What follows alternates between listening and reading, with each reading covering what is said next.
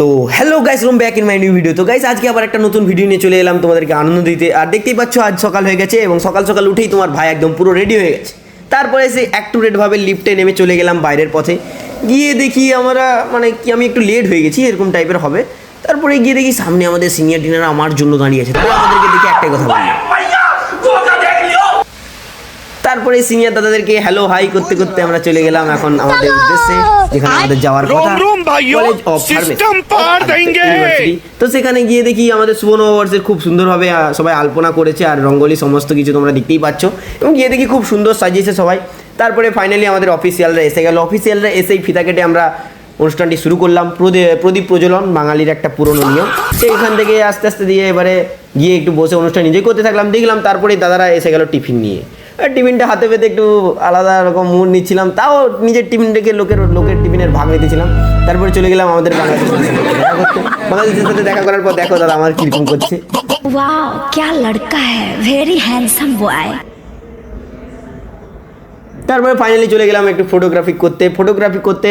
এখানে দেখতে পাচ্ছ আমাদের দুটো দাদা, সিনিয়র দাদা অনেক করে আমাকে ডেকে নিয়ে এসছে। তারপরে চলে গেলাম ভিতরে গিয়ে দেখি জোর ডান্স চলছে আর দেখতে পাচ্ছ আমাদের সবাই কত এনজয় করছে।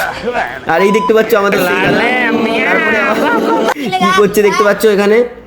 তারপরে এখানে আমাদের একটা দাদা গেম খেলছে দমকা। তারপরে একটা আওয়াজ পেতেই চলে গেলাম ভিতরে। গিয়ে দেখি সবাই নাচানাচি করছে, একটা দাদা স্টেজের উঠে গান করছে, একটা আলাদাই ড্যান্স দিচ্ছে সবাই। মানে মদ না খেয়ে যদি মাতাল হয় তাহলে আমাদের দেখতেই পাচ্ছ আমাদের আদিত্য ইউনিভার্সিটির আমাদের সমস্ত জুনিয়র সিনিয়র দাদাদেরকে দেখতে পাচ্ছ কতটা মাতলামি করতে পারে এরা আমাদের কি। তারপরে আমিও তাদের সঙ্গে থাকতে থাকতে আমিও তো মাতালি হয়ে গেলাম। তারপরে দেখতে পাচ্ছিলাম বিকট একটা অজগর, দেখি মিডিলে এই ইধার ওধার হচ্ছে, ও কি ডান্সে। তারপরে আমরা সেখান থেকে দেখতে পাচ্ছি। তারপরে আমিও নেমে গেলাম ওই অজগরের দলে। তারপরে একটু উড়াধুরা প্যাড়া ডান্স দিলাম একটু হালকা করে। তারপরে খুব খিদে পেয়ে গেছে, অনেক নাচানাচি করার পর খেতে চলে গেলাম। তারপরে আস্তে আস্তে ইচ্ছা করে ডেকে জিনিসপত্র খেতে থাকলাম। সমস্ত দাদাদেরকে বললাম এটা ভালো হয়নি সেটা ভালো হয়নি, তাও খাচ্ছি, কি করবো, খেতে তো হবেই, পয়সা দিয়েছি যেহেতু। তারপরে খেয়ে দিয়ে এবারে চলে গেলাম একটু রুমের উদ্দেশ্যে, যেহেতু অনেক দেরি হয়ে গেছে। এবারে একটু ভালো খাওয়া দাওয়া, ভালো থাকবে, বাই বাই, টাটা।